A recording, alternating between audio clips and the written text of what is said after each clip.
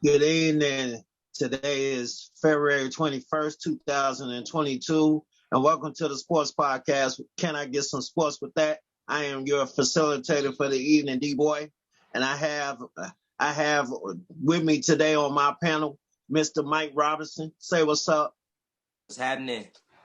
All right, and I got my main man, Mr. Christopher Watkins, aka Tweetmaster. Yo, what's good? And last but not least, I got my road dog, Mr. Carnell Akins. What's happening? What's happening? All right. How y'all fellas doing this evening? Doing all right. Doing all right. How you Everybody doing? good? Yes, sir. All right. That's what I want to hear.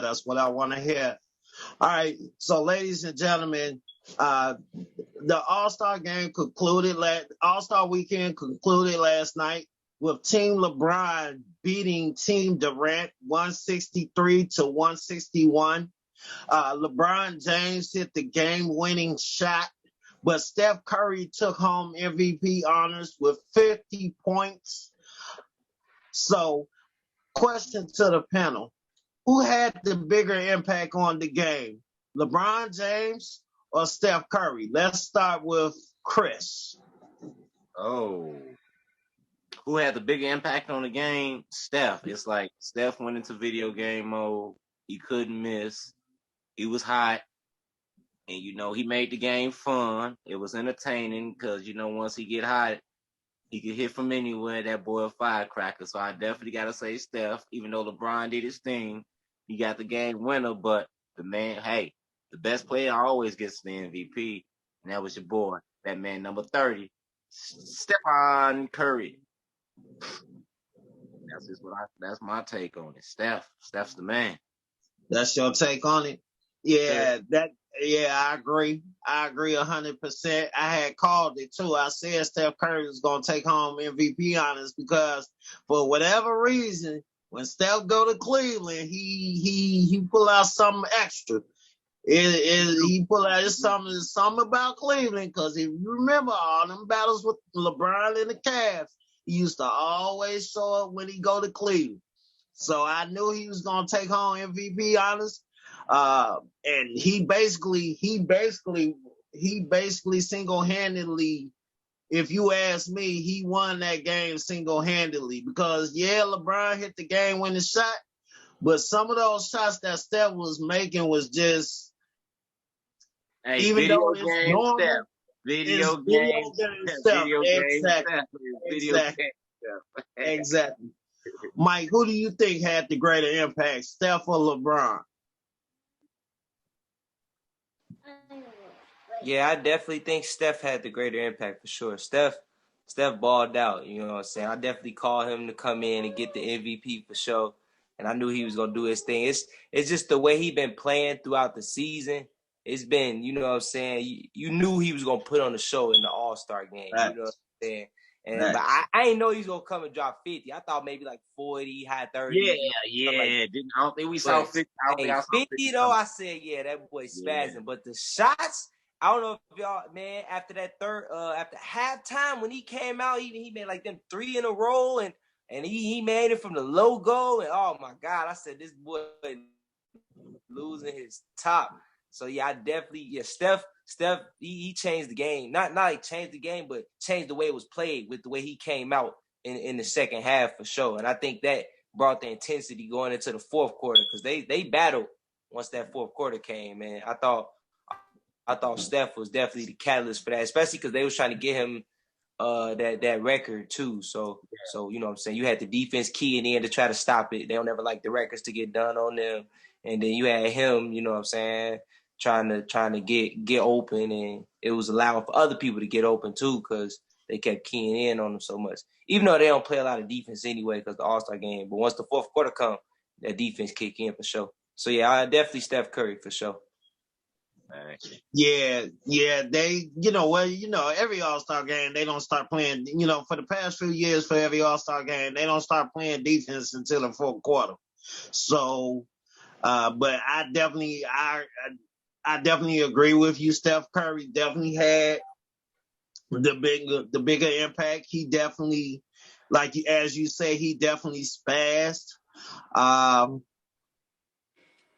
Hey, the He man didn't say basically smash. did, He said lost his top. He said that man lost his top. yeah, That man facts. lost his Facts. He definitely lost his top.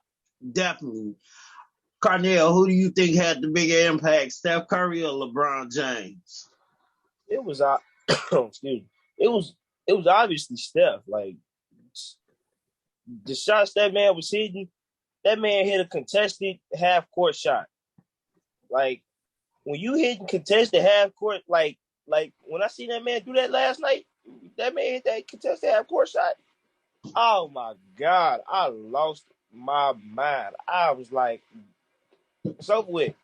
It's over with right there. That man hit a contested half court shot. I don't care how many points he scored after that. He had the MVP right then and there when that man hit a contested half court shot. And I think that was only when that man was still in like the 30s or Facts. something. So Facts. at that point. You're right. it was like after that, nothing else mattered. Everything else was just the cherry on top. Slight 50 ball, it was the All-Star game. It was slight work for him. Right. Yeah, that's when I said the same thing, Carnell. When he hit that half court shot, I said, yeah, just go on and hand him MVP right now. Hand him MVP right now. Now, yeah, and as you heard me say to Mike and Chris, I definitely agree with you. It was definitely Steph Curry. And yes, LeBron James hit the game-winning shot. But definitely Steph had the bigger impact. Now, I also wanted to just do an add-on to this topic. Speaking of LeBron James, does the question to the panel, is LeBron James going to leave LA and go back to Cleveland next season? Real quick, yes or no? No. Carnell, you say no. Mike, what you say? I'm trying to remember. Is his contract up? Is he not a free agent, right? He actually is a free agent after next season. Okay, and so then no, I think he gonna stay until his contract up. Chris, what you think? I think he gonna stay, and his next destination is gonna be wherever Bronny play. Yeah, because he's on record saying whoever drafts his son, he's definitely gonna play his last year with his son. He wants to do that. Watch out for Sam Presti and them Thunder.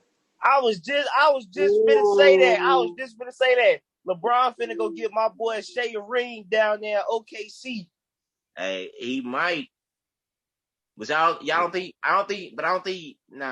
Unless Bronny go there, I don't think Cleveland. That's why I said watch out for Sam Presti. They got all them picks. Cleveland. I'm sorry, Cleveland. Y'all have lost y'all king. But you know what? Just because Cleveland got a pick, they gonna get. Just because LeBron said that, I feel like when Bronny is eligible for the draft, bro, he probably going number one just because Bron said that. So whoever got the number one pick in the draft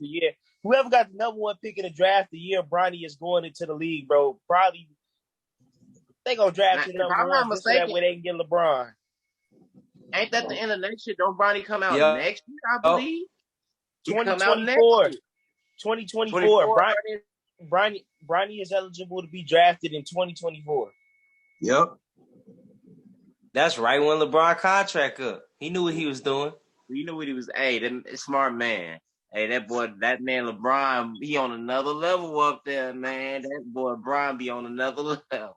He gonna play with his team. Technically his contract will be up in 2023. Yeah, but he gonna either gonna do a player opt-in for one more year, or he gonna sign a 1-year deal somewhere, and you know what I'm saying, and kick it, like, and just wait. But will they be the first ever father-son duo to play together? Will they be? No.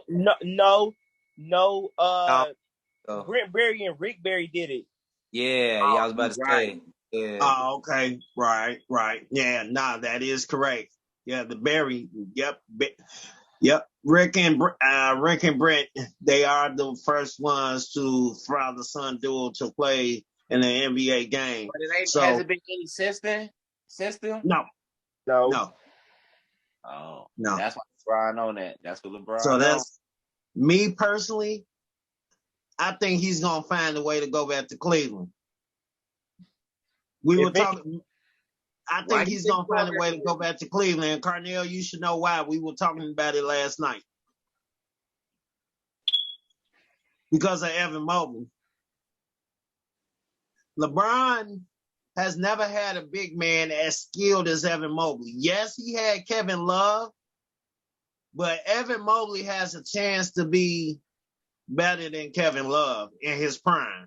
I mean, he Oh, had Chris Bosh too. I'm about to say he had Bosh, and Bosh Bosh? had pretty of skills. Yeah, but I'm telling you, Evan Mobley. I would feel better if you said my man Colin Sexton. I would feel better if you said Sex. If you forget Chris, LeBron Darius Garland too. You forget them reports. Terrence LeBron didn't even Roberts. like Colin Sexton at first. Yeah, that's You true. say what now? He did. He ain't rock with dude. I'm sure he probably rock with him now because dude hooping. He ain't like Colin Sexton at first, because Colin Sexton called him out when he got drafted. He said that man named Broad that he said, yeah, LeBron, let's go win one. LeBron is like, who is dude?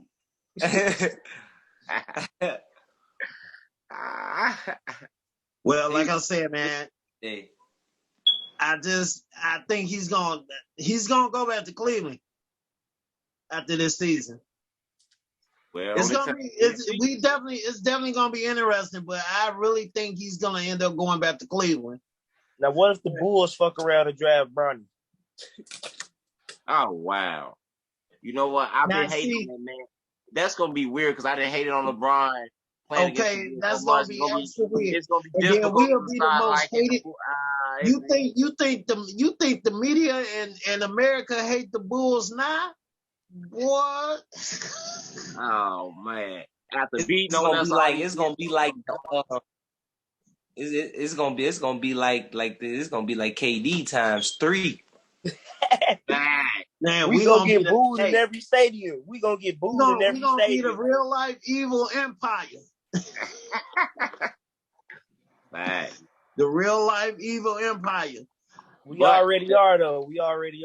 Hey, but the thing is, if he come here, do he trade the same guys he traded before? Like Lonzo, Caruso. Do we come here like he love y'all gotta go again? Caruso ain't going nowhere. He loved Caruso. And he'll be a fool to trade Ball. He actually LeBron actually likes Zoe. It's just he couldn't keep Zoe because he had to get AD. True. That's facts. All right. Did anybody want to add on to this topic before we move on to the next? I think we good. All right. Let's move on to our next topic. So our next topic will be best in the West. Okay, so we all know that it's Phoenix, Golden State, and then everybody else. Even though John Morant is playing out of his mind right now. So is Jaron Jackson Jr. and Desmond Bain. But at the end of the day, I'm sure everybody on this panel will agree that it will be Phoenix and Golden State in the NBA Finals. So question to the panel. Who is the best team in the West to this date as we speak? And do you think, for who you pick, do you think they have a chance to come out the West? Let's start with Mike.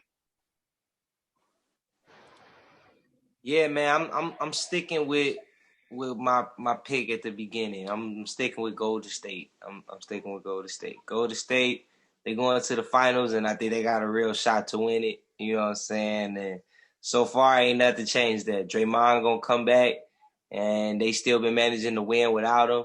You know, I know they dropped a couple games or whatever, but you know they still been managing some wins without him. Clay finally back. Clay is back. I know y'all see Clay is back. He out there shooting people lights out again and getting his sparks back. So come playoff time, they about to be a force. Andrew Wiggins, they made an All-Star game because he done messed around and played with Steph. Oh man, James Wiseman gonna be back too, and he a big that could stretch the floor. He got some skills, you know what I'm saying. He knows scrubs, so I don't see nobody honestly stopping them out the West. I really don't. Phoenix maybe got a shot, but now with this Chris Paul injury, I think that's kind of as good as gone. Because I'm not sure if he'll be back in time for the first round. I think he will. It says like 6 to 8 weeks, if I'm not mistaken.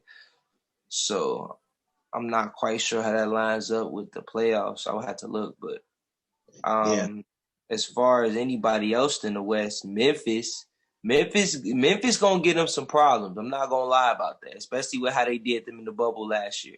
Memphis gonna get them some problems. But I feel like because of how they did them in the bubble last year, Golden State not finna go this year. For sure. So especially if it's a 7-game series, they not finna go. And then Clay back, Utah always iffy, so you don't know about them. And then everybody else is just starting to get in rhythm, so they really won't be no force until next season, really. So I don't see nobody in the West with the potential to really stop Golden State. It's crazy to think that they really got a chance to be back in the finals and win another championship after, 2 years? 2 years off? You know what I'm saying? 3 years off? That's crazy. So, yeah, that's my pick, though, for sure. And they didn't even make the playoffs last year. Well, they made the play-in tournament. I'll take that back. Yeah, they made the play-in tournament. They got beat by Ja. Say that again, Chris. They got beat by Ja. Yeah, and got beat by Ja. I'll say this. Now that Chris Paul got hurt, I was going with Phoenix all the way. But now that Chris Paul got hurt again, yeah, I'm going to have to give it to Golden State. But I'll say this. And I'm sure the panel will not, but don't sleep on Ja. Everybody knows Ja is going to be Ja. But I'm going to tell you right now who could put Memphis over Golden State. And his name is Jaron Jackson Jr. That guy is a dog. He's finally healthy. And in my opinion, he's having the best season since he came into the league. And I think he got drafted 2018 or 2019. He's having the best season of his career thus far. His year not even that good this year. He only put up. I say his year not even that good this year. He only putting up 16. But he's a big yes. It is Ja. Yes, it is Ja. But Jaron Jackson has been a X factor. You could say that. I'm not saying Memphis would beat Golden State. I'm saying if it happened, I wouldn't be surprised. I wouldn't be totally shocked. But yeah, I got Golden State only because of the Chris Paul injury. I think that's gonna, sway it in their favor. Chris, what are your thoughts on the topic, sir?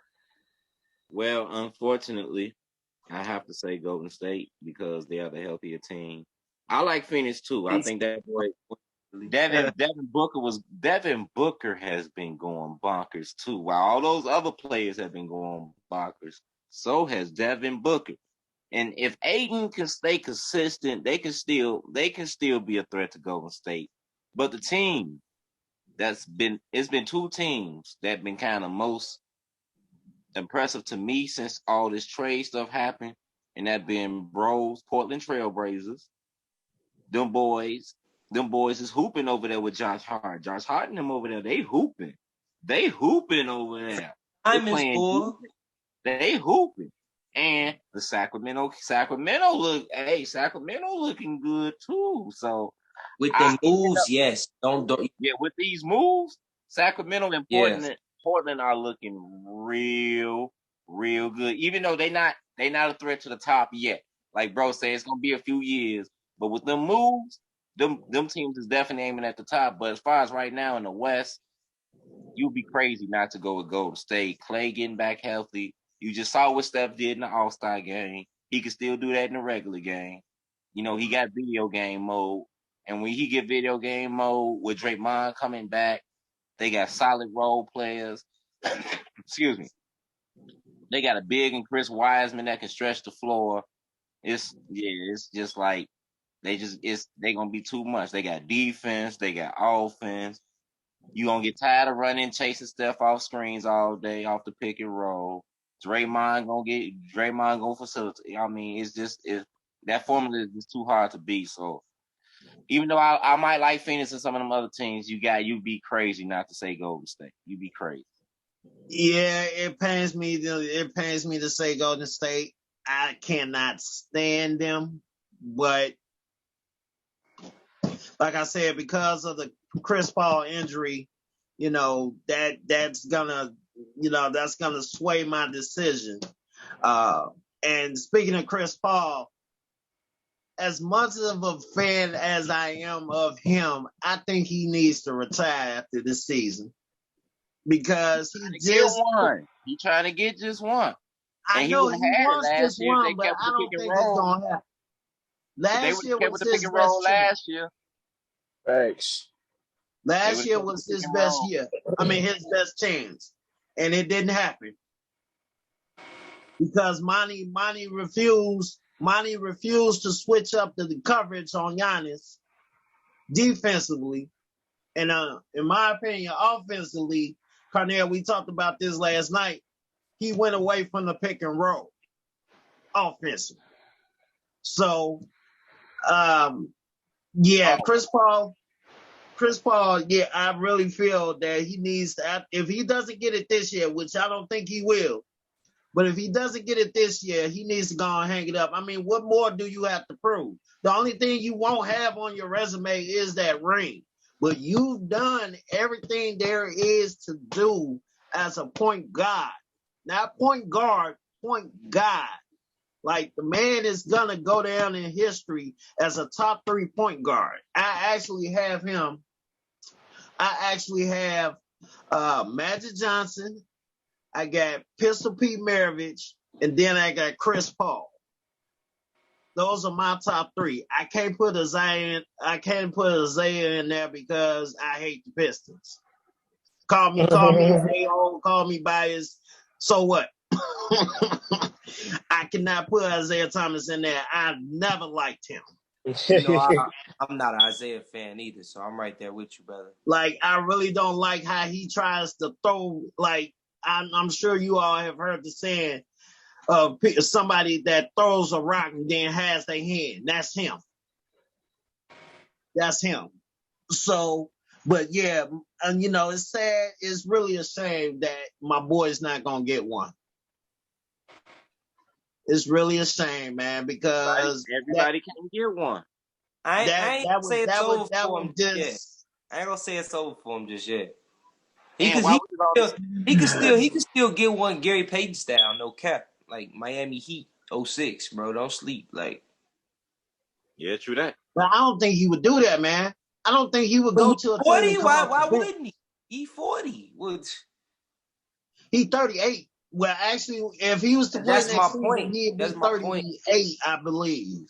That's my point. Last year or two in the league, of course. Why not go to the little contending team or whatever, try to get you one real quick? If you're going to do that, come to the Bulls. Develop Ayo. That's dumb. We all top. Yeah, I see your point. Yeah, I see your point. I forgot Caruso. Yeah. I forgot Caruso, Kobe. Yeah. So, Lonzo. You wouldn't bring him off the bench over Caruso, though? Who? Chris Paul. Y'all going into another subject. 9 times out of 10, that man will be starting. But yeah. We ain't gonna get into that, D boy. We gotta let Neil talk, man. Okay, you know what? Yeah, sorry about that, Neil. What is your opinion on the topic? I got lost in talking about Chris Paul. I apologize. I pretty much like y'all said, like due to the injury, honestly, I would have had Phoenix as the best team in the West, but it's the Warriors. They pretty much had the same team all year. Even with Klay Thompson coming back, they just added him. Andrew Wiggins has been hooping. Jordan Poole has been hooping off the bench. Jonathan Kuminga, the rookie, he's starting to get some shine now. He's been playing some really good basketball as well. So it's like the Warriors, in my opinion, are the best team in the West, honestly. But I have a sleeper pick that's actually, I feel like, going to put up some fight, just because it seems like that he just don't go down and that team sort of follows behind him, and that's Nikola Jokic and the Denver Nuggets. I got them at least get into the second round, if not maybe the West Finals. Like, it's very possible. That's a good pick. That's a good especially because Jamal Murray is getting back. He's gonna be getting back in the rhythm. They gonna be getting. I ain't mentioned them though. They gonna be getting some of their pieces back too. They gonna be getting healthy, and they might make some noise in the playoffs. They did it last year without Jamal Murray. So just imagine what they might be able to do with even a Jamal Murray that's at 75%. Do that. And while we on the topic, I want to shout out my man Mark Jackson for putting that Warriors team together. Shout out, Mark. You did that. You made that dynasty. I want to give you your flowers, bro. Shout out, Mark Jackson. That is definitely Mark Jackson's team. That Steve Kerr's winning with. I'm sorry, Chris. Go ahead. I think everybody knows. I was just shouting out my Mark Jackson. I shouted out my dude, Mark. Nobody ever denied him putting together that team, honestly. Everybody gave him that credit. They ain't let him keep it. They ain't let him stick with it. But low key, that's still his team. That's still technically the team he birthed. That is facts. That is facts. That is facts.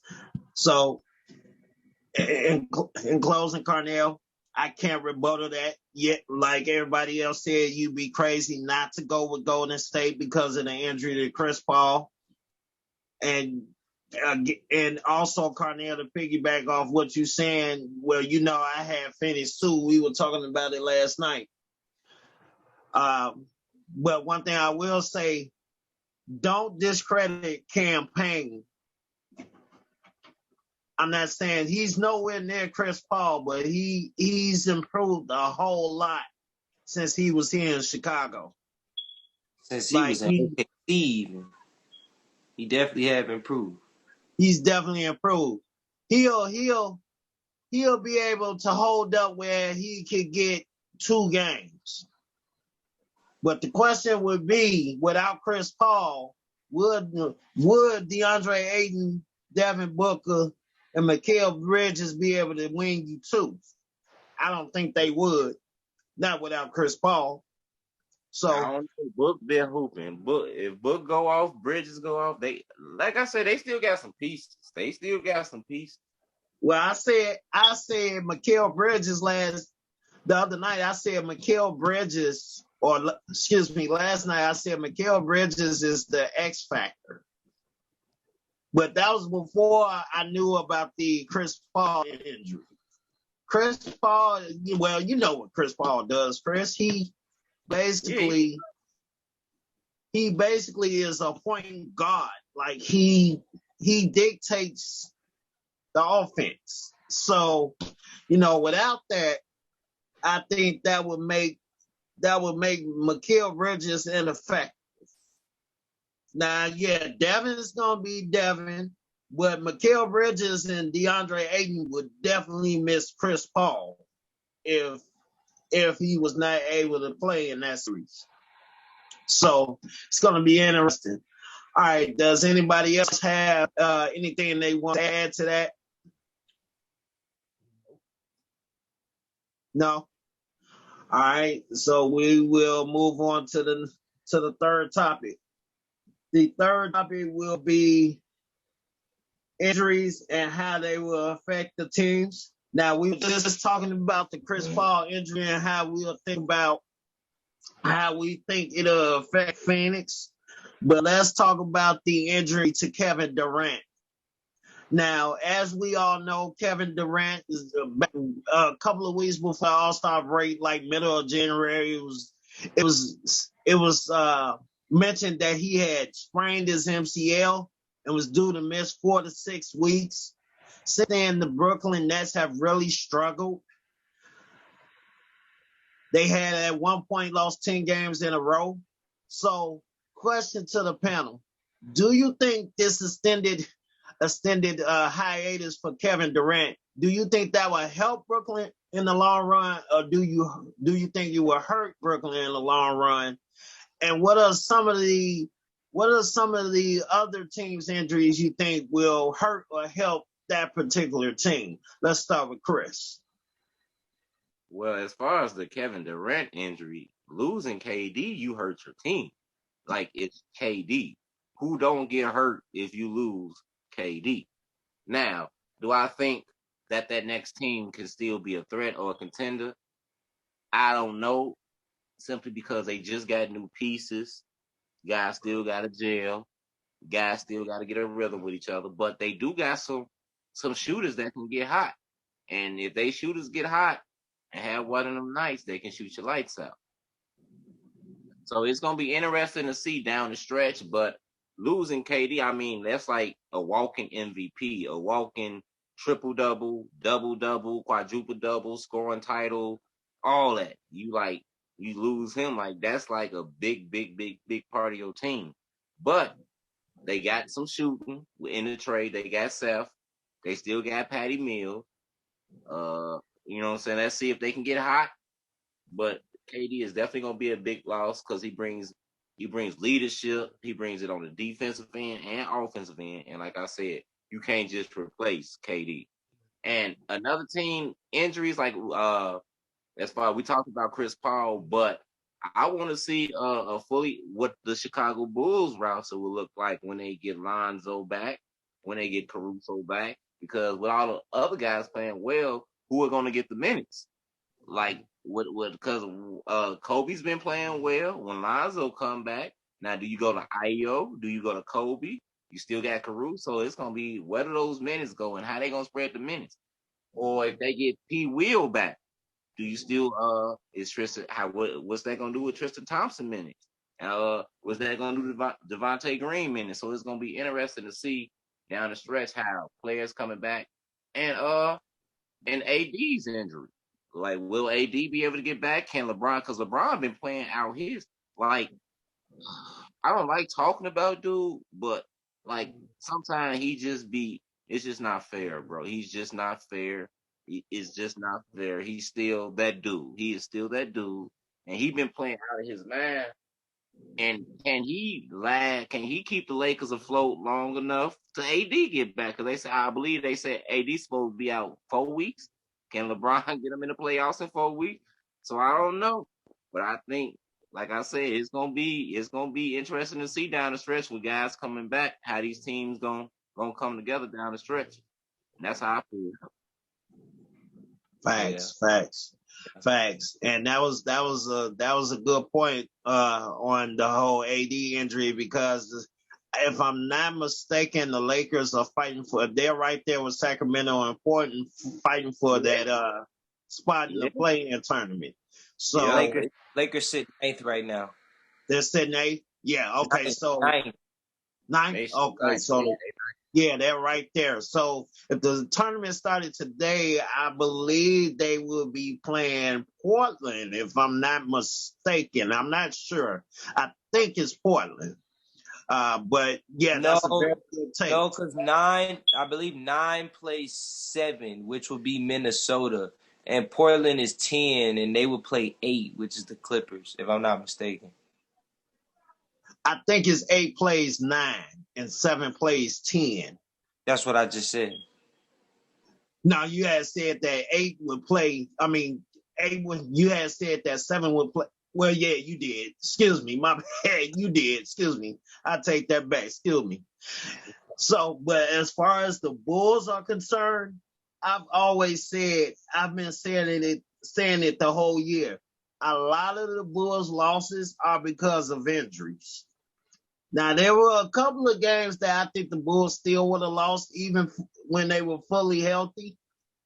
But most of the games that they've lost have been because of injuries.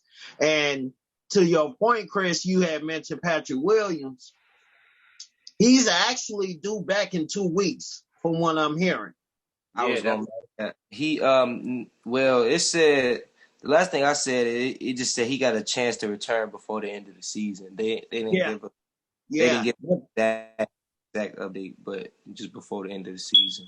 Right, because the other day I was on Twitter and they had a list, like a composite of all the Bulls' injuries and when each player was due to return. And I saw Patrick Williams, they said like late February, early March. They said Caruso was like mid-March, Zoe was mid-March. Yes. Both of them mid-March. Both of them coming back mid-March. Caruso don't quite got a time, but he's supposed to resume activity after the All-Star break. After the All-Star break. So they'll probably put time on him in the next week or so. Yeah. Yep. But definitely Patrick Williams within the next 2 weeks. So that late February, early March, that'll be the next 2 weeks. But I will say one thing with the Bulls, them getting Patrick Williams back, you were saying, how would that affect Tristan Thompson? One thing I would do if I was Chicago, I would play Thompson at the 5, and I will play Williams at the 4. Because both give you defense. Now Thompson, of course, is the better rebounder, but they both give you defense. And there's no denying Patrick Williams has the potential to be something special. So I would definitely play them together. But we're gonna move. Do with Devontae Green? Where he gonna play? He gotta get some. He can play the 3. He can play the 3, but let me move on. But you got DDJ.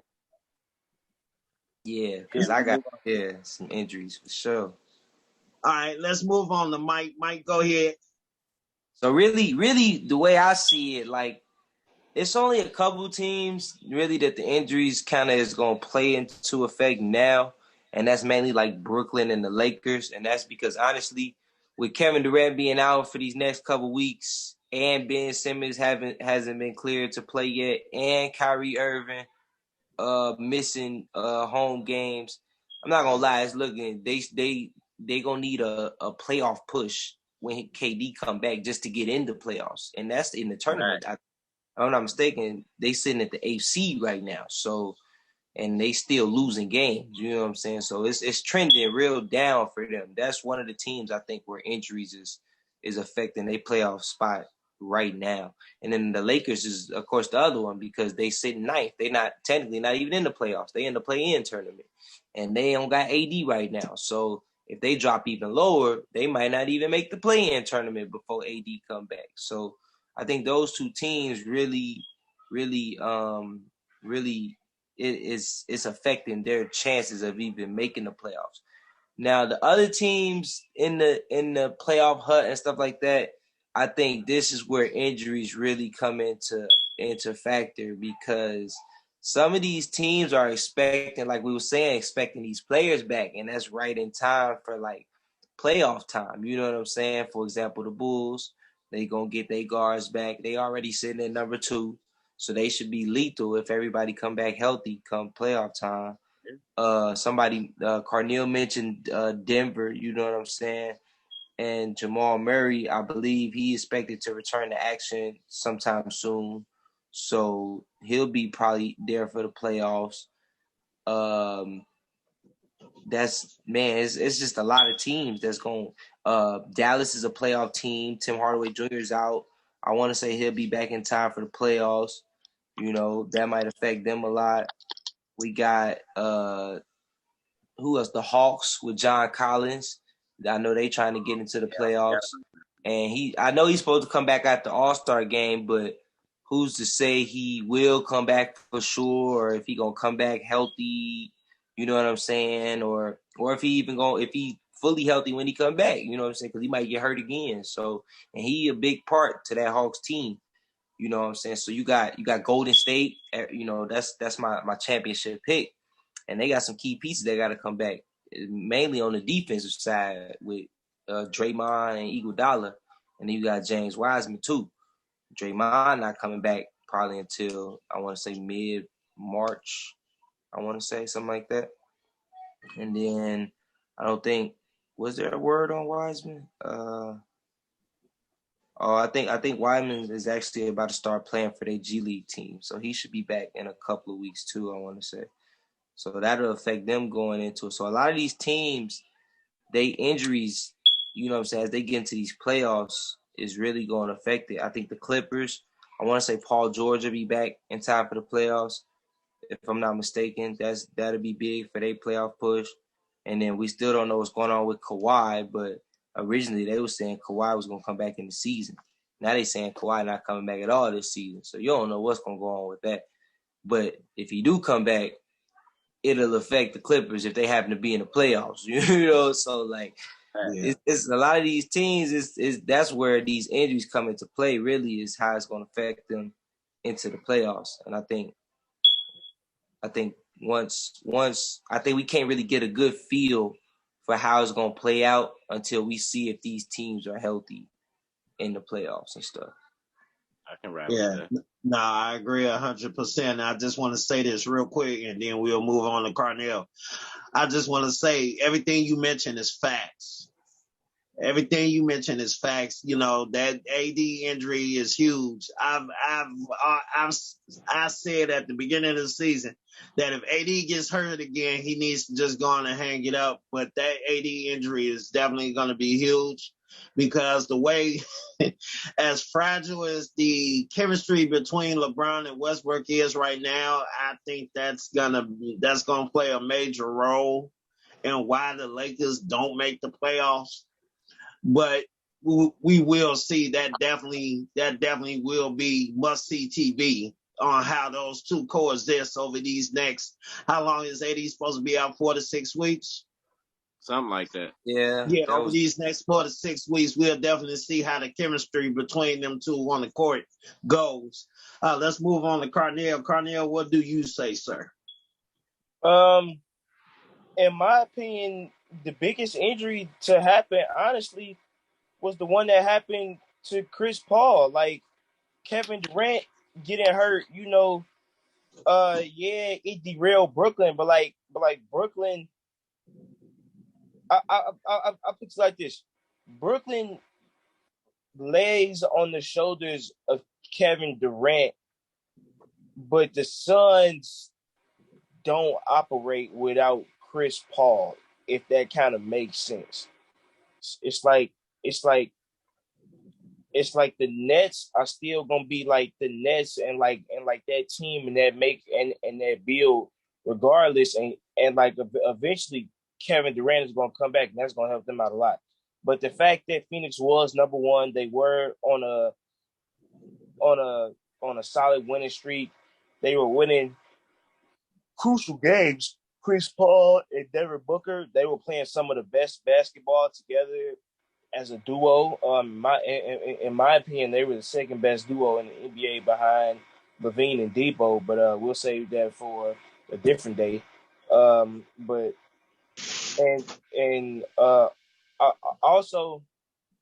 I think one thing that is going to help out is when some of them, if I remember correctly, some of the Heat players been kind of banged up too. And when the Heat get back to full strength with some of their players and like them not being like as nicked up and as banged up, the Heat are honestly one of the teams I expect to really make a push in this later half of the season, especially with some of these other teams having to deal with injuries. The Heat and the Bucks could definitely make a late season push in the Eastern Conference and change the whole look of the playoffs. Definitely. Oladipo is actually supposed to be starting 5-on-5 practices with the G League this week. So Yup, that's and when they get Oladipo back, that's gonna be huge. big for So, Miami. And then you still got the Morris twin. He gonna come back too, and he always the Morris brothers always they they good role players.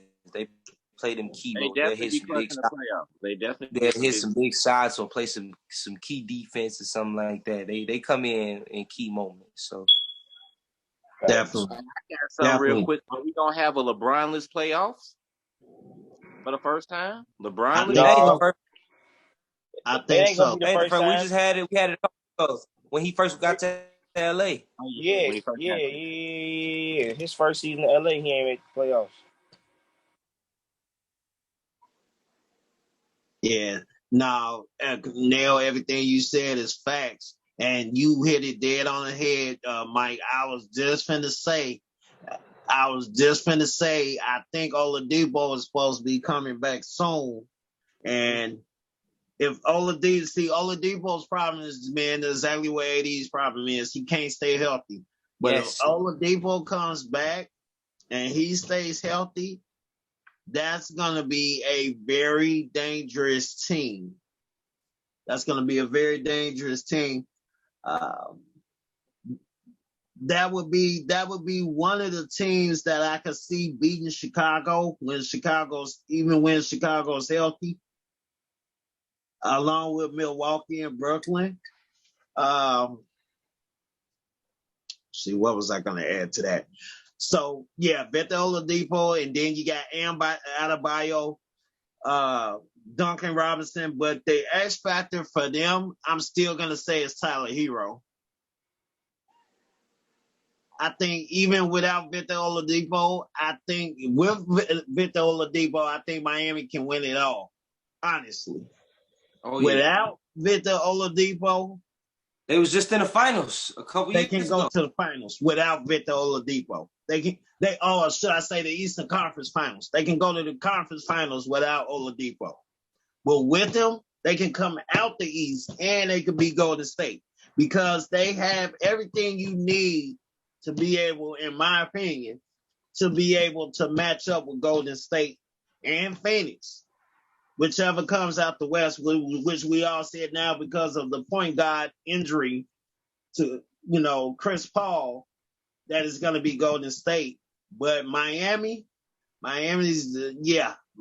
a very dangerous team. And if I'm not mistaken, they've beaten all the top 5 teams. They've beaten at least once. I know they've beaten the Bulls twice, but that second time I don't count that because the Bulls were missing half their team. We were playing with G League players outside of, I think, Ball and Levine. We were playing with G League players. No, Ball and Caruso.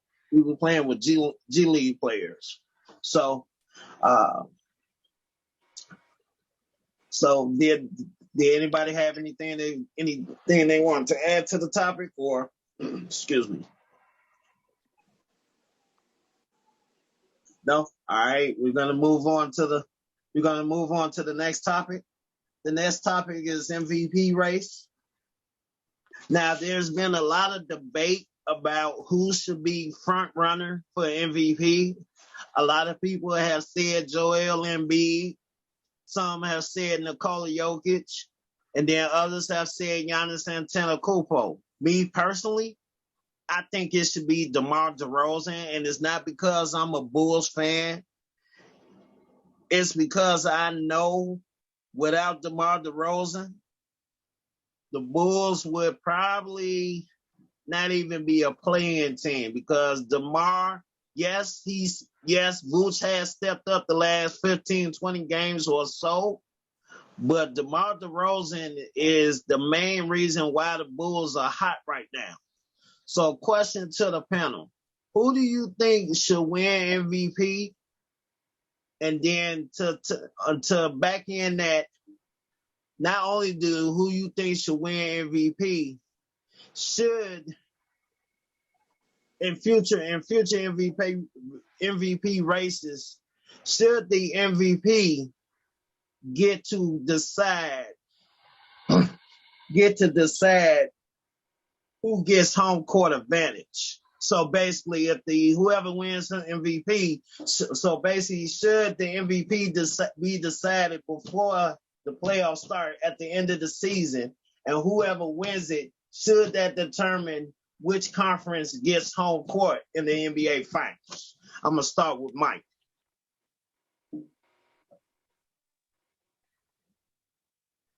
Well, my MVP, I don't know. I've been back and forth. I want DeRozan to win it for the hometown. You know what I'm saying? But I kind of feel like Embiid more deserving. I really do. I feel like if he stay healthy for the rest of the season, Embiid should get MVP. Is really no reason he shouldn't. That don't take away nothing from what DeRozan doing or from what like the Joker doing either, because the Joker still putting up MVP numbers and he basically carrying Denver by himself with Murray and Michael Porter Jr. out. So you know what I'm saying. Of course he there, but I think it's time for Embiid to give him some credit, man. And one of the biggest nods I get him over DeRozan is because we can't beat the 76ers. For whatever reason, we cannot beat them. Embiid got our number. And if he gonna have our number, then he could have MVP over DeRozan too. You know what I'm saying? It pained me to say that, but that's a good take. Like Embiid definitely deserved that. To your other point, what was the other part to that? I'm sorry. Do you think that it should be where it should be decided after that last game of the season before you head into the first round? And should the MVP determine which conference has home court? So if the MVP comes out the West has home court in the finals. Or if it comes out the East, then of course the East has home court in the finals. Yeah, I think it should stay with whoever the best record is overall, just because that's just all fairness. You know what I'm saying? I mean, you could have, like, say, for example, like when Westbrook got MVP, triple-double year in OKC, and they was like the number 7 seed. You know what I'm saying? I think that's the West. It still went through the West, I think, because of Golden State. But, like, had Golden State not been on top, then why would you run it through the West just because the number 7 seed Westbrook, you know, you know what I'm saying? But as far as like when they pick it though, I since they don't base it on the playoffs, or they say they don't base it on the playoffs, I don't know why they wouldn't, you know, call it on that last day. You know, I don't know what's the wait. I really don't. So I don't understand that it either. Like even more that they do kind of base it on playoffs and how the playoffs shape up and play out. Yeah, I don't understand it either. Now the reason that I had mentioned about that topic up was because I had saw on Twitter where someone had proposed that or mentioned that, and I thought to myself, like, why would you do that? It was interesting, but yet still, I wondered to myself, why would you do that? Only, and for the exact point of what you said, that if you have a 7, somebody who plays on a team that's the 8th seed or 7th or 8th seed win MVP, then that conference, that's not right. That's not fair. I think it would cause a lot of tension or a lot of conflict. I don't agree with it, but yeah, that's an excellent take. Let's move on to Carnell. Carnell, what do you think, sir? Who should win MVP? And do you think that whoever wins MVP should it be decided right before the playoffs, and whoever wins it, that conference gets home court? I feel like MVP should go to Embiid. Don't get me wrong, DeRozan has been having one outstanding season, and honestly, in my opinion, DeRozan is number 2. Don't get me wrong, Jokic has been playing well, Giannis has been playing very well, you feel me? But like, just in terms of like what those two like have meant to their teams, especially DeRozan and the turnaround he's made for his career, and the way he's been hooping and the things he's been doing for the Bulls. And then just also Joel Embiid and all the circumstances that surrounded Philly and that was going on in Philly, and the fact that he's been able to get and maintain one of the best records in the East even so, and it's kind of weird because Philly started off fast, then they kind of slowed down. They dropped to around they dropped between like 5 and 6 for a while, and then out of nowhere they just started hooping and shot right back up, and that was because of Embiid. And Embiid just started playing monster ball, and he just started playing like, and he like we just seeing a different Embiid, and as long as he can stay healthy, honestly, MVP is his. Like, there's no reason it shouldn't go to him, and it's like if I feel like if it doesn't go to him, then it's gotta go to DeRozan. But like, and I'm not even saying that because I'm a Bulls fan. Like, legitimately, what DeRozan has done this season and the numbers he's put up and things of that nature, it's like, man, why wouldn't DeRozan be second in the MVP voting and races behind Embiid? Because honestly, he very well should be, but in my opinion, it's Embiid. Embiid has the MVP spot locked up, barring injury. I agree. As much as I don't care for, I agree with what you said about everything that DeRozan has meant to the team, but I still think DeMar should get it. And Mike, you made an excellent take. Philly does have our number, so that's why Embiid should get MVP. But it goes back to me starting the topic off. If you take DeRozan off that team, the Bulls right now, the Bulls are not even a playing team. In my opinion, they may even be a lottery team, because you got to think about it. We've been without Zoe, we've been without Caruso, we've been without Patrick Williams, we were out without Kobe for a while, and I mean, I knew DeRozan was good, but I didn't know he was like, I say no chill good. Like, this man has literally, since the beginning of the season, this man has literally been the best player on the Bulls, hands down. So, but I still feel, like I said, I feel it should be DeRozan, but I know Embiid's going to get it. Let's move on to Chris. Chris, what do you say? As far as my MVP personally, I like what everybody been saying. I like the two guys we've been discussing, Embiid and DeMar DeRozan. But it should go to Embiid because he has had the Bulls number. He has beaten the Bulls in so many matchups, and he has even beaten the Bulls with DeMar DeRozan playing. But as far as overall game and overall performance for a season, DeMar DeRozan is putting up numbers that he ain't put up his whole career. Thanks. Second, like, he got the team balling, and no one thought the Bulls, everybody was talking about how that was a bust. That was a bad pick. That was the worst thing the Bulls could go out and do, was get Excellent take.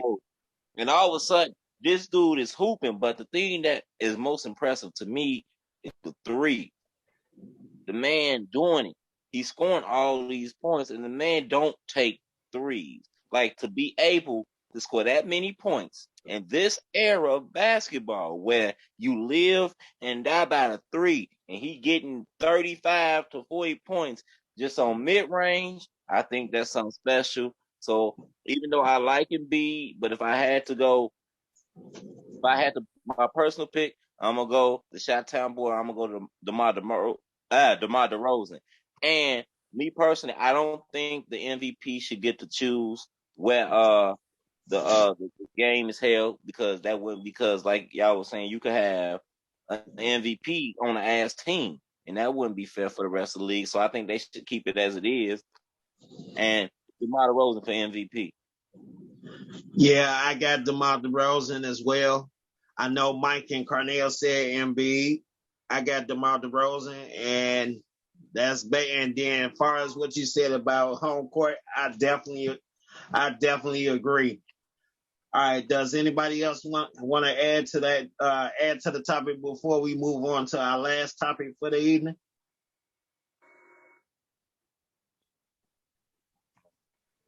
Nope.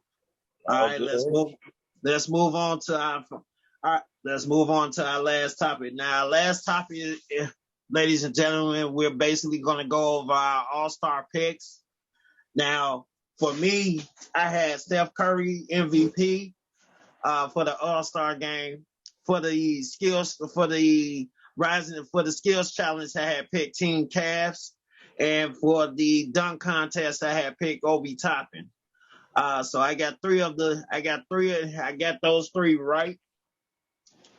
Carnell, what was your picks and how did they work out, sir? So I had Team Cavs winning the skills challenge, which they won. I had Team LeBron winning, which they did win. I had Giannis as the MVP, even though he didn't get it. And other than that, I believe that was the only two picks I got right. My rookie showcase pick, that one didn't work out. I had the team that LaMelo was on, but they lost. But all around, let's see. Oh, and in the 3-point contest, I had Patty Mills, and in the dunk contest, I had Jalen Green, and they both let me down epically. So yeah, two out of my 5 picks worked out. I had Team Cavs and Team LeBron for the win. So I guess it was an okay All-Star weekend. I'm just glad it wasn't no money on them picks. I'm just glad. Yeah, I'm just glad it wasn't no money on them picks. But I guess it was an okay All-Star weekend. Yeah, the 3-point contest. I picked that because I wanted to see the hometown boy do something, but he had no business in there. As far as the dunk contest is concerned, we all talked about Carnell. We talked about that last night. That was trash, but boo boo. Yeah, that was definitely a frost off dunk contest, definitely. Mike, what's your opinion on that dunk contest, and what were your picks, sir?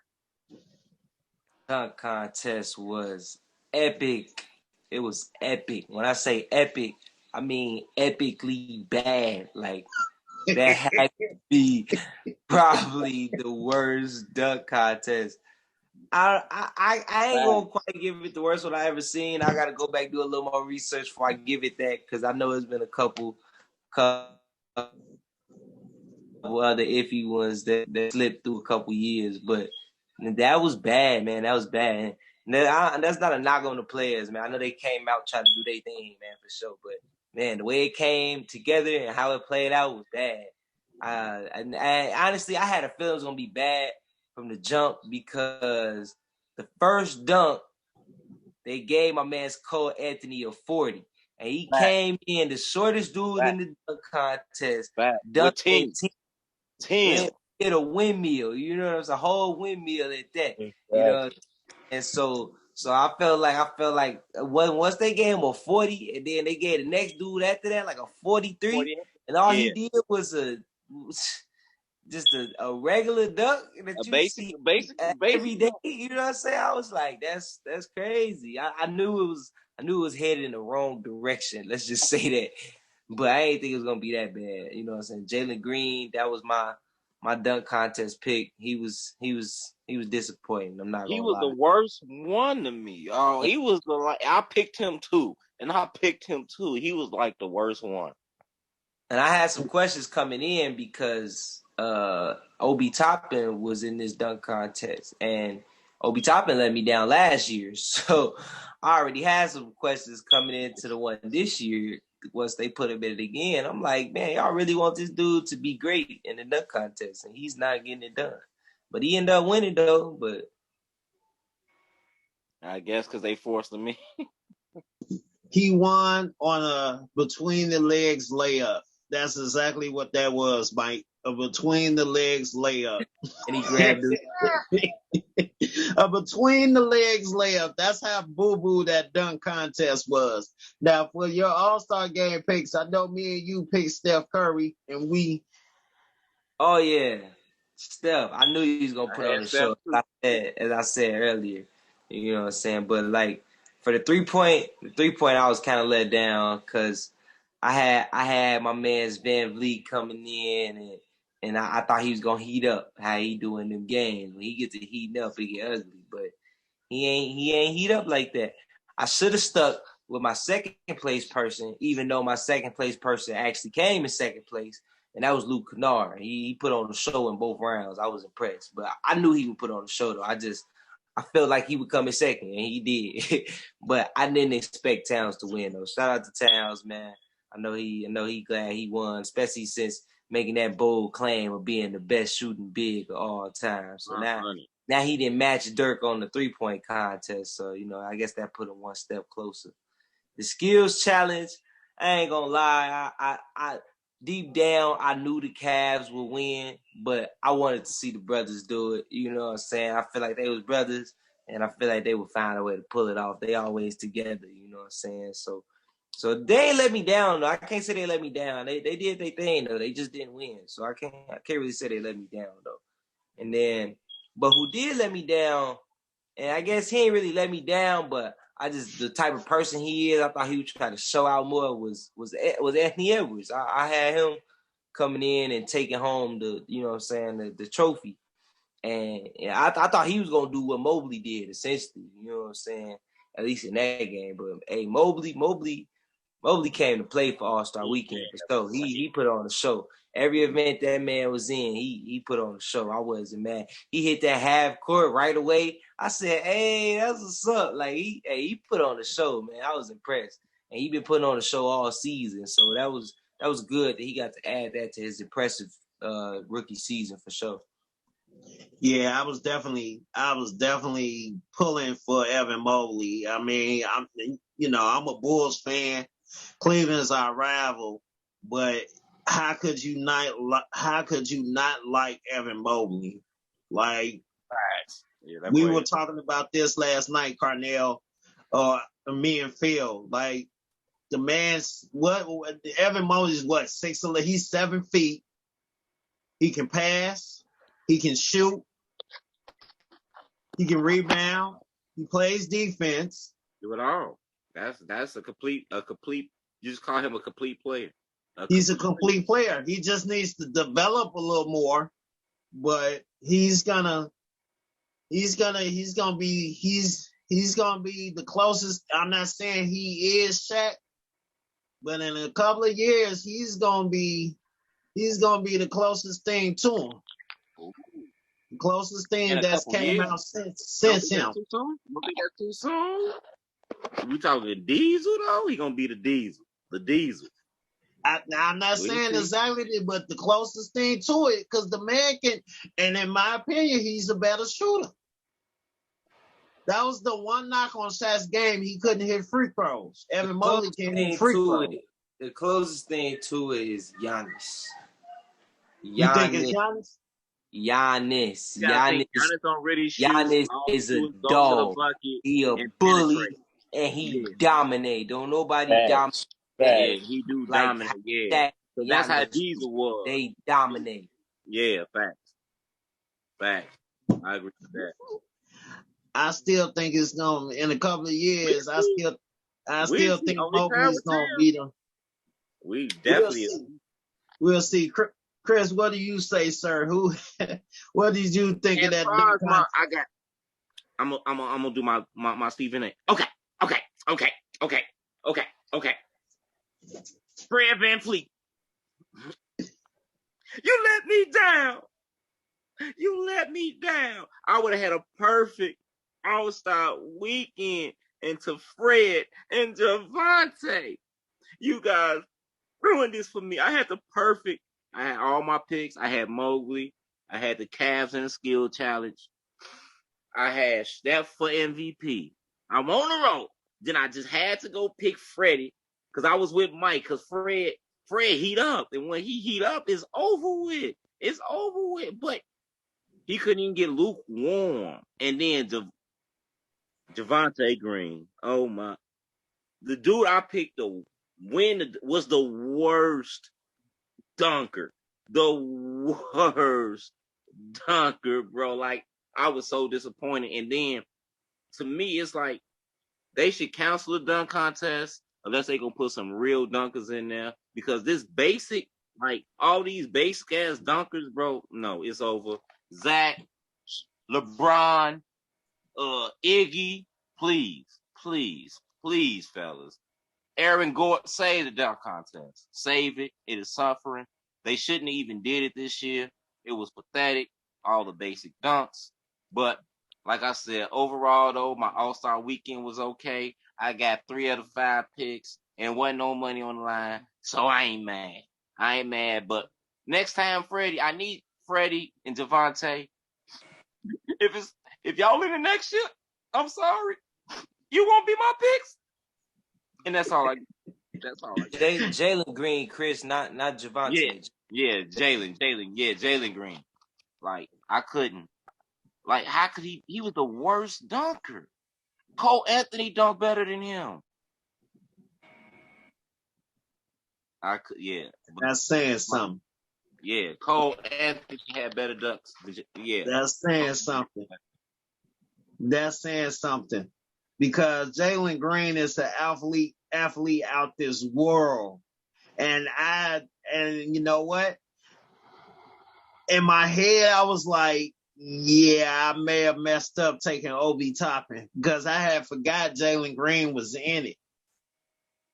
But when he didn't attempt that first or missed that first dunk or didn't attempt that first dunk, I was like, okay, what are you doing? What are you doing? What are you doing?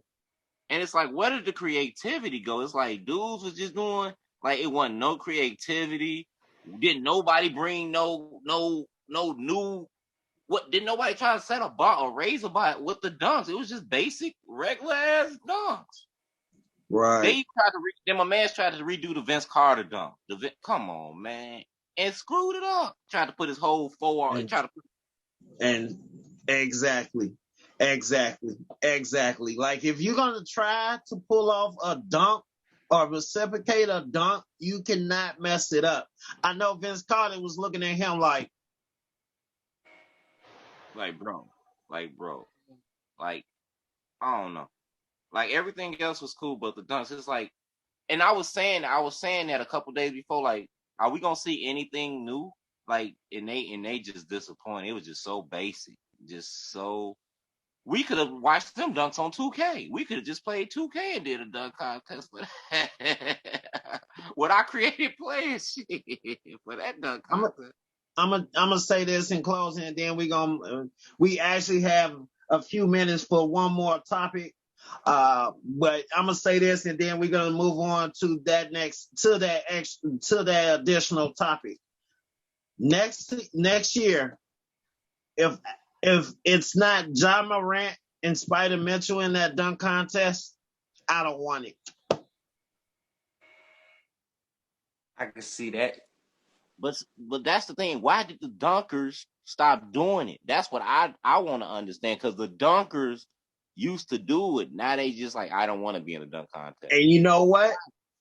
You know what they should do? It should be the NBA versus the world. So that would be like your TikTokers, your YouTubers against the NBA. And now that, if they ever did that, that would be interesting. Because there are some real, true dunkers that be on YouTube. I mean, be on TikTok and YouTube. They definitely out there. Yeah. Now that would be interesting. I think that would pump new life into the dunk contest, because since the last dunk contest, since 2016, the dunk contest has been trash. Right. 6 years in a row it's been trash. Right. Absolute garbage. All right, so let's move on to the final topic. Now, this is definitely something that I wanted to talk about. Juwan Howard got into an altercation with Wisconsin coach Gregory Gard at the end of yesterday afternoon's game, to the point where not only did he get into a heated physical altercation with Wisconsin's coach, he also struck an assistant coach for the Wisconsin Badgers. Fellas, what question to the panel? What do you think the punishment should be? And do you think Juwan Howard has cost himself some recruits with his behavior? I'm going to start with Carnell. Yeah, I feel like he cost himself something. I feel like the punishment should probably be like a suspension for at least maybe a game or two, But I don't feel like he should be fired, because you look at it, them other coaches was also going back and forth and getting into it with him, and like it was pretty much a shoving match at first, and then it kind of escalated from there. It's like, and as a coach, and as like that's something you never really want to see from your coach. But honestly, I feel like at worst, he should get like a 2-game suspension. I say maybe 3 at worst, like a 3-game suspension or something like that. Right. Okay. All right. So I'm actually a Juwan Howard fan. He grew up right over there. He grew up on 95th and Lafayette and went to CBS. I'm a Juwan Howard fan. I think he's an excellent coach. But I will have to say, I don't want him to be fired. I think he should be suspended for the rest of the season and the Big Ten tournament. I don't want him to be fired, but I think he will be. I think the NCAA will unfortunately send a message. If I don't want to get too deep into that conversation, but I think they will send a message, unfortunately. But I think I will say this: you can't put your hands on people. I don't care how mad you are. You can't put your hands on people on national TV. Period. Especially if you're a person of color, and everybody on this panel should know why. So, I mean, we'll see, but I think 5 games and the rest of the season in the Big Ten tournament is a harsh enough punishment. But like I said, I won't be surprised if the NCAA, calls for his job. Chris, what do you say, sir? Hold on, D-boy. Did you not hear of Latrell Sprewell, bro? Latrell Sprewell choked his coach. He ain't get that much of a suspension. He ain't get fired. He ain't get cut. He just got a few games off. But no, in all seriousness, no. I don't think he should be suspended for the tournament, but I do think, he should be reprimanded in some kind of way, maybe 3 to 5 games, 3 to 5 games of suspension, but nothing major, because to me, if you ask me personally, the coach got what they deserve. If you get too heated, emotions get the best of you, you in the person's face, you pushing and stuff. Hey, sometimes it go to that level, sometimes, and I agree with you, D-boy, he shouldn't have put his hands on nobody on national TV in front of the camera. True. But at the end of the day, yeah, he did what he did, but I think you got to look at his overall track record. That team ain't nothing without Juwan Howard. Before he got there, they were trash, and he actually, they've been winning since he turned them around. He has made them a force, and I think they're gonna look into that. They'll forgive him, but he do got some discipline. I'm sure maybe a fine, maybe a couple games suspension, but I don't think. Nah, firing him and all that, I think that'll be too much. And like I said, Latrell Sprewell, he choked his coach. He didn't just smack; he choked him. A couple of games. And that's what I feel. I don't think Juwan should get suspended or fired. I do think he should get a couple game suspension, but not fired and all that. No, I don't agree with that. And that's my take on it. Yeah, I agree. I don't think he should be fired, but I think I shouldn't say because. I agree he shouldn't be fired, but I think he will be. I think the NCAA is going to send a strong message. But that is an excellent point, Chris. Latrell's free will. Yeah, he choked this coach literally.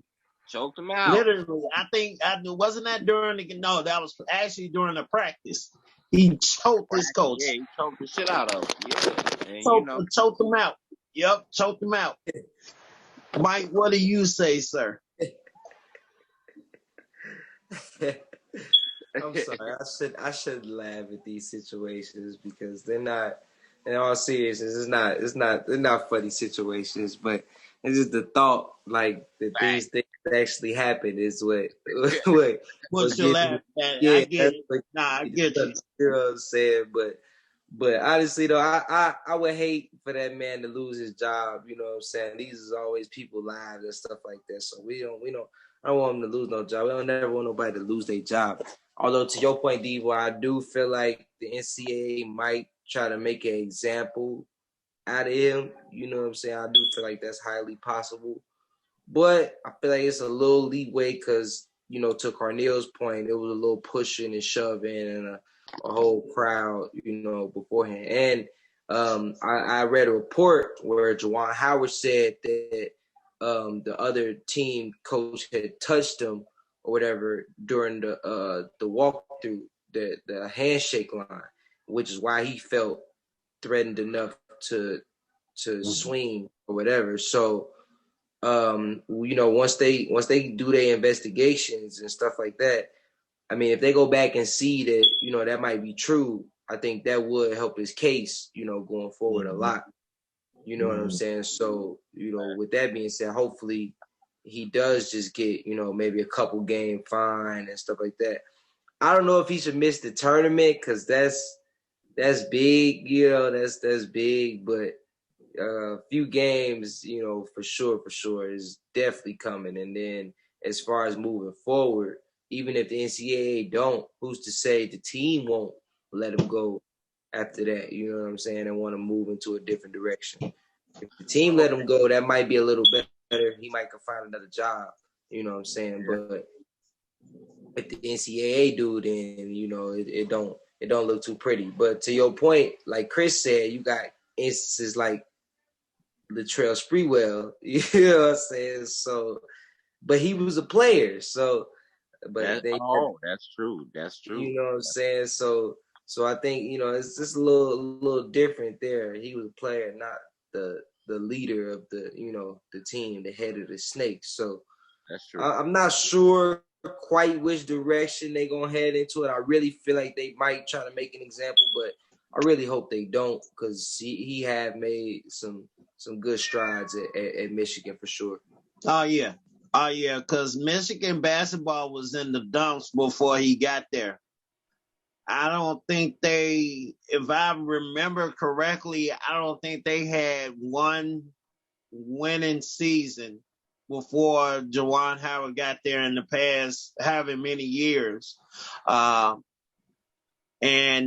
again, furthermore, again, I really hate to say this, but I think the NCAA is definitely going to try to make an example of him. But if it is true that Coach Gard did put his hands or shrug up, shove them, shrug up against them, anything of that nature, then yeah, that is a threatening act, and then okay, I could see why Juwan would have reacted the way he reacted. But at the end of the day, we all know if that is found to be true, the NCAA is not going to look at it like that because they're going to always get the person that reacts. They always get the person that reacts. So it's going to be interesting to see. I know we have a few minutes to wrap up and give final thoughts on the topics. Does anybody have any final thoughts? Mike, I'm gonna start with you. What are your final thoughts? No final thoughts. I'm just excited to see how the end of this season, NBA season, plays out, and I'm excited to see these Bulls. I hope they make their playoff push. And I'm also excited to see when all these jerseys come in for that segment. I'm excited for everybody to get their jerseys. Yes. I'm gonna keep mine only because it's OBJ. I'm gonna keep mine only because it's OBJ. Yeah. Oh man. All right, Chris, what are your final thoughts, sir? My final thoughts is race to the playoffs. I want to see what all these teams gonna look like, fully healthy, who gonna be there at the end, and like I said, I want to see this Bulls team actually come out the East. I know it's gonna be a tough road. They got the Miamis, they got the Phillies, but I want them to come out because I like this team. But like, I just want to see. I think it's gonna be a nice playoff push. You got some teams that's in some eighth seeds. You know, got some LeBrons down there, some KDs down there that ain't gonna be trying to go. You know what I'm saying? They're gonna be trying to get their team into playoff position. So I just want to see how good this playoff. Who gonna step up and who gonna fall off? Because as me and Carneal was having this conversation a little while ago, especially about the Golden State team, Carneal brought up the point that none of those dudes have playoff experience outside of Clay, Steph, and Draymond. So how those guys gonna perform in the playoffs? That's gonna be something to see because pressure does bust pipes. So like I say, I'm just excited for the stretch of this NBA season. Let's just see. Let's just ride it out, baby. That's what I got. Okay. Carneal, what are your final thoughts? My final thoughts are I just can't wait to see what the Nets look like when Ben Simmons touches the court without KD. Because depending on how that team look like with KD, I mean, without KD determines how it's gonna look with KD. And if it don't look good, and if it don't look too good without KD, I don't think it might look a whole lot better with KD. And not to say that KD isn't gonna change things and make things better. But what I mean by that is if Ben Simmons is struggling, then Nets team is gonna struggle, and it's not gonna be pretty. And they're gonna struggle their way right out the playoffs in the second round. All out. Yeah. My final thoughts are I'm really excited to see what this second half brings. I think I'm really, really excited to see what Patrick Williams looks like when he comes back. Because before he got hurt, like before the season even started, before he had the first injury that caused him to, miss the entire preseason, he was in Summer League. He, in my opinion, was the best player in the whole entire Summer League. Like, he was averaging about 20. I think he was averaging like 28 a game in the Summer League. Yeah, Summer League, but he looked really like he looked like he worked on his game. So I'm really interested to see I'm interested to see what he looks like when he comes back. I'm also interested to see what the Bulls look like finally healthy and with Tristan Thompson. I think Tristan Thompson is going to be huge. And then if you add Moses Brown to that, because Carneal, I said this last night, real quick, there have been rumors that the Bulls are looking to add another big for a playoff push. And Moses Brown name has came up. If you add Moses Brown and with Tristan Thompson behind Vooch, that's solid.